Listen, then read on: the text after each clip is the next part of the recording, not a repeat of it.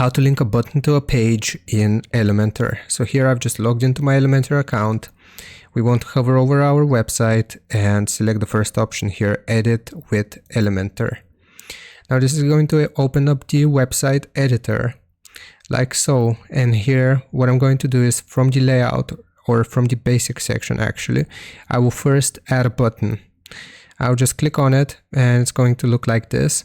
Now we can customize this button to our liking. If we go to style, we can change the color. So for example, I will make it blue so it matches my other header.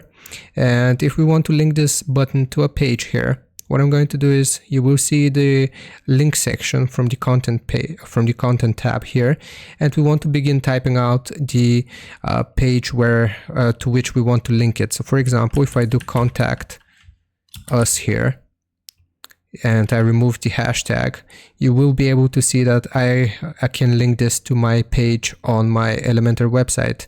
So if I select this page here, it will automatically generate the link for us, and now I can save this and publish it actually, and if people click this button, they will be redirected to my page on my website. So that's it. That's how you link a button to a page in Elementor. Hope this helps you out. Leave a like and sub, and I'll see you next time.